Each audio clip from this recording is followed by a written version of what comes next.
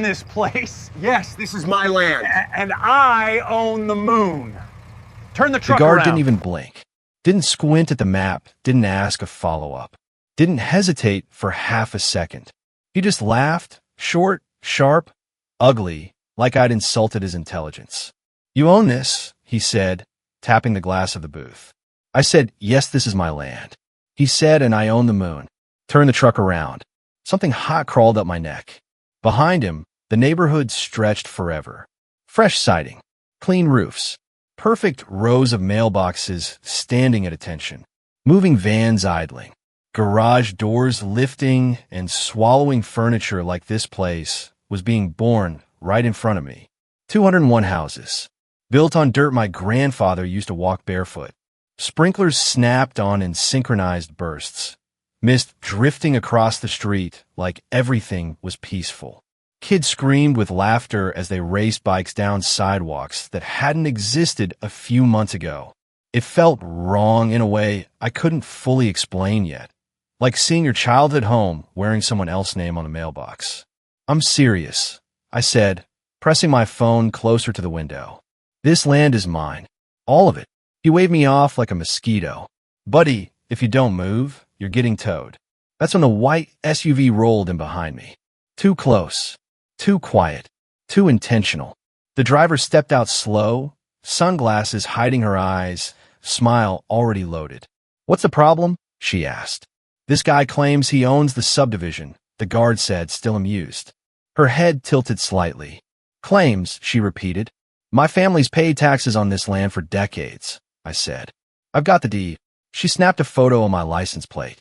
"You're standing in front of 201 finished homes," she said calmly.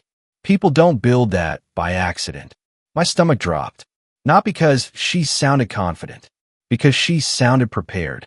I stared past her, at 201 front doors I'd never seen built, on land I never gave permission to touch.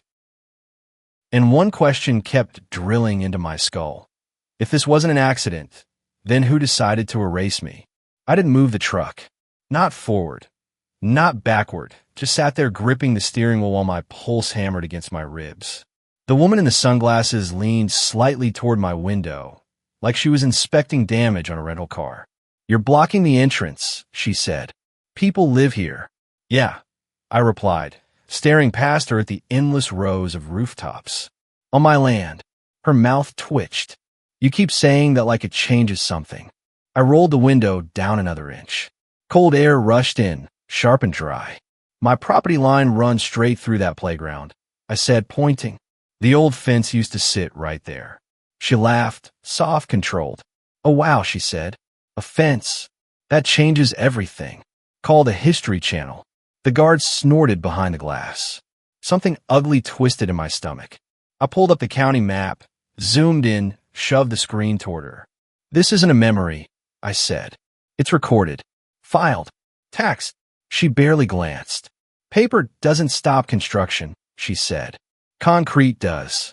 That line stuck in my head longer than I wanted to admit. I asked her name. She ignored it. "You should have been paying attention," she said instead. "This project didn't pop up overnight. Permits, surveys, meetings, years of paperwork." "Funny," I said. "Nobody ever knocked on my door."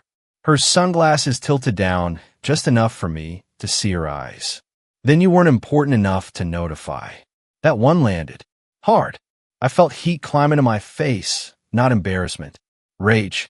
"So you just take land now?" I asked. "That how this works?" She shrugged. "People lose things all the time. Cars, houses, opportunities. Land doesn't just disappear. It does when no one protects it." The guard cleared his throat. "You gonna move, or you want to tow?" I looked at the gate. The cameras. The fresh asphalt covering what used to be dirt paths I walked as a kid. 201 houses didn't happen by accident, but they also didn't happen alone.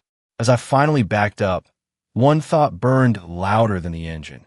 If this took years to build, how long had they been erasing me without me noticing?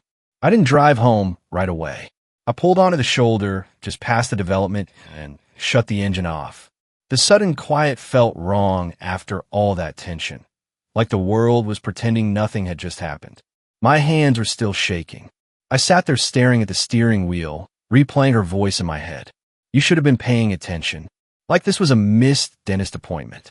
Like an entire neighborhood hadn't just materialized on land my family bled for. I opened the county property app again and zoomed in slower this time. Parcel lines, lot numbers, survey overlays. Everything looked clean, official, too clean. The boundary that used to run straight across my field now curved politely around the development like it had always belonged that way.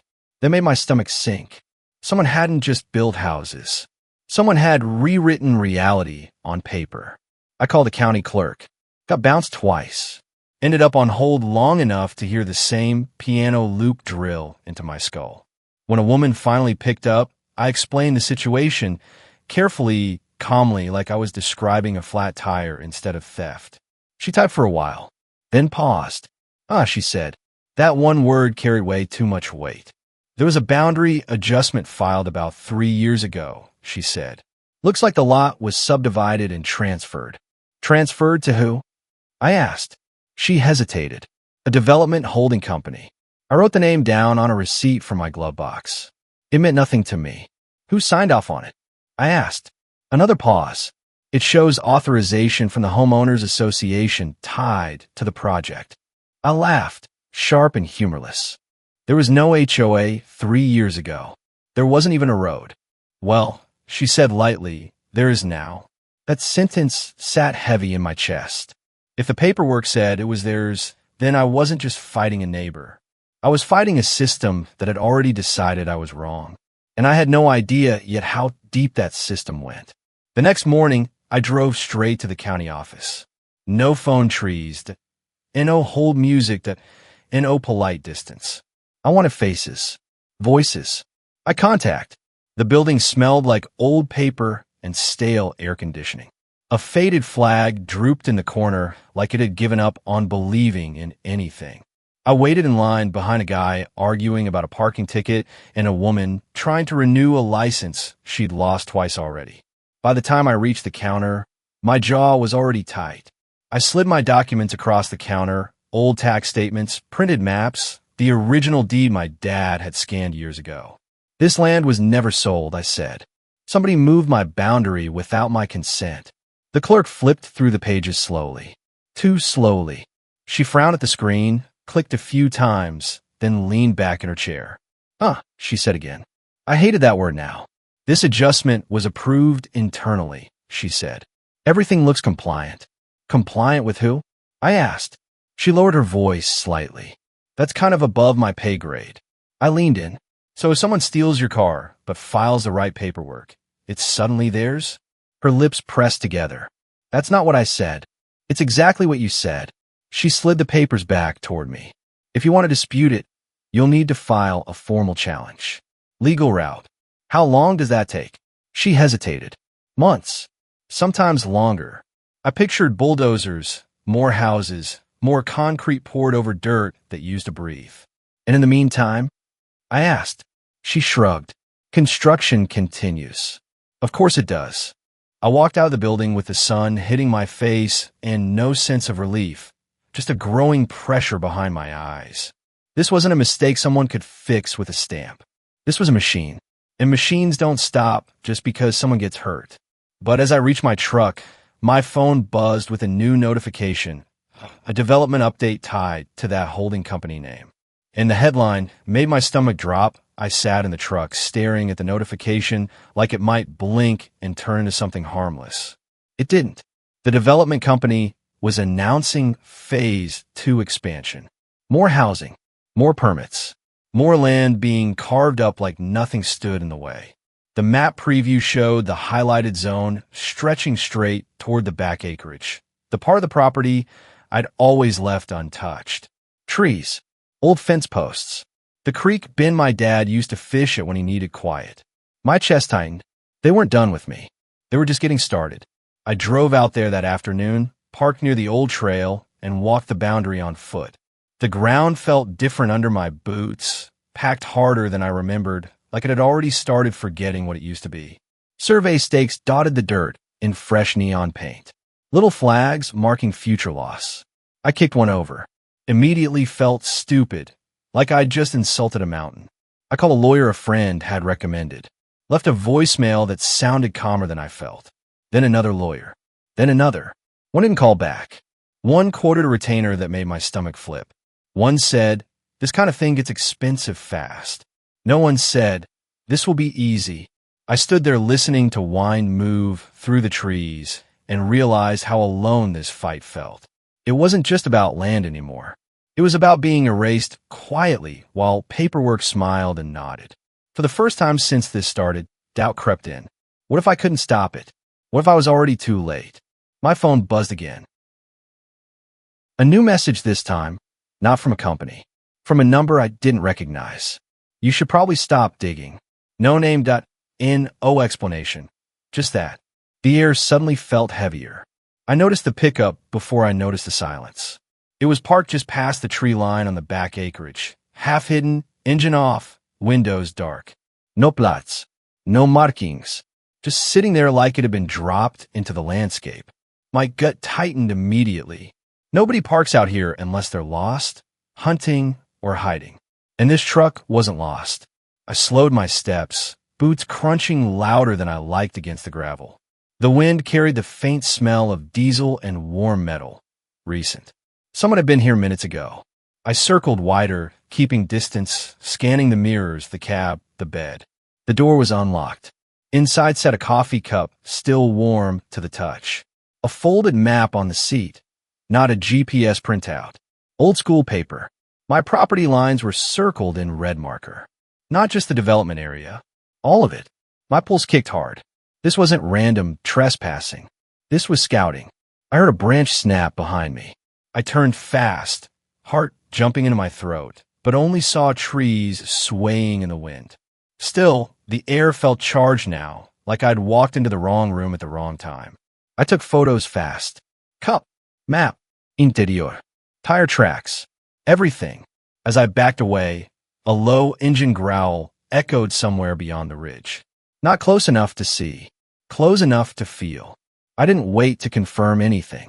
I got back in my truck and drove out, mirrors glued to every curve in the road.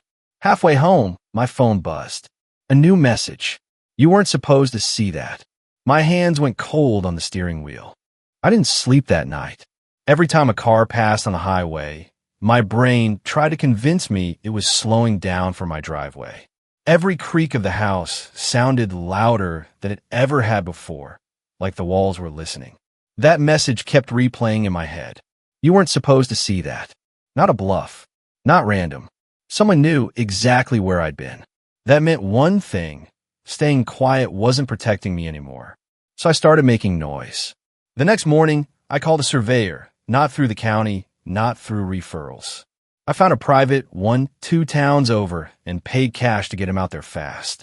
When he arrived, he raised his eyebrows the moment he saw the property markers. "Someone's been moving stakes," he muttered. "That's not accidental." He started running fresh measurements, setting new pins deeper into the ground where they couldn't be pulled easily. Watching those bright flags go and felt like planting tiny flags of resistance. While he worked, I contacted a local reporter I vaguely knew from a community fundraiser years ago. Sent photos, maps, the text message, the mysterious truck. She replied faster than I expected. "If this is real, this is explosive." Good. Let them sweat.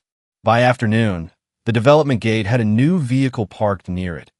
A dark SUV idling longer than necessary. When I drove past, it didn't move. It just watched. My phone buzzed again. "You're making this worse for yourself." I pulled over and finally typed back. "So are you." No reply. But 20 minutes later, the reporter texted again. "Just got a call. Someone asked what I was digging into." They sounded nervous. That made my pulse spike, not fear this time. Pressure. If they were calling reporters to contain this, then whatever they'd done wasn't clean enough to survive daylight. The quiet phase was over, and whatever was coming next wasn't going to stay behind closed gates. By the next morning, my phone wouldn't stop buzzing. Missed calls, unknown numbers, a voicemail with no message, just breathing and a click. A text that simply read, delete the photos. I didn't respond. Instead, I forwarded everything to the reporter: timestamps, truck photos, the map with red circles, the threat messages. Watching those files send felt like crossing a bridge I couldn't uncross. Once it was out there, it wasn't just my problem anymore. Around noon, the reporter called. "You weren't kidding," she said. "There are irregular permits tied to shell companies. Paperwork bouncing between departments. Someone rushed approvals that normally take months." My stomach tightened. "So it's real." "It's messy," she replied. "And messy means nervous people." Good.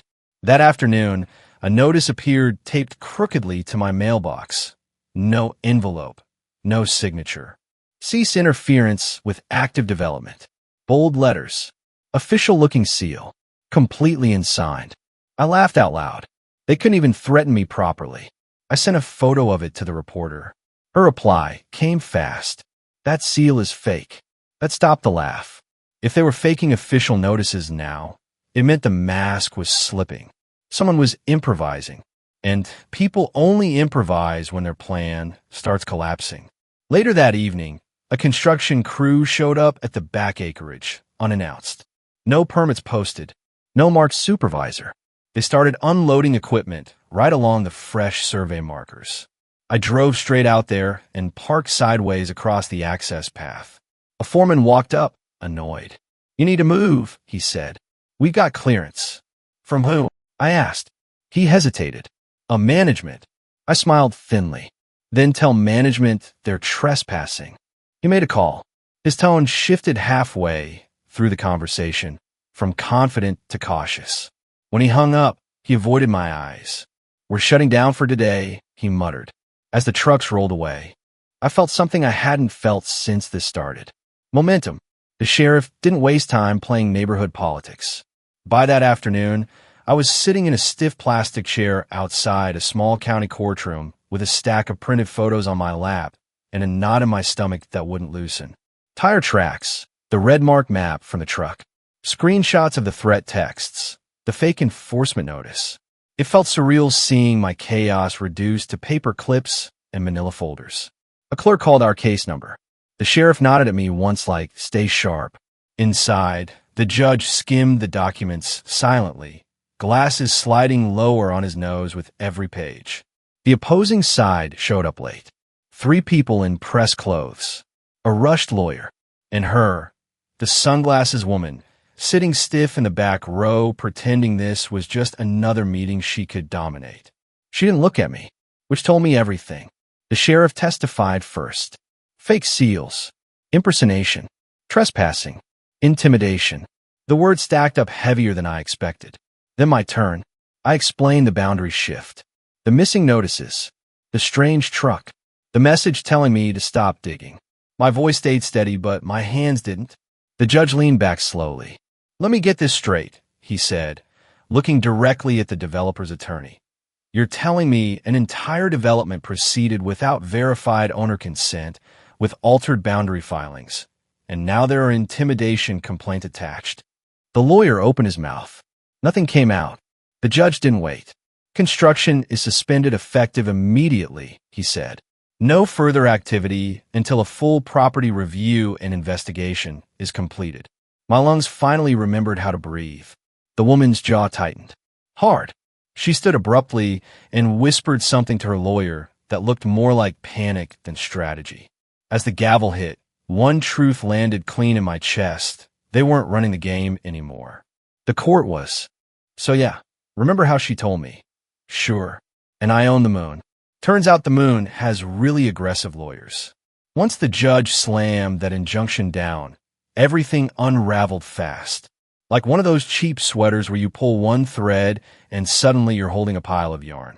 Inspectors showed up everywhere.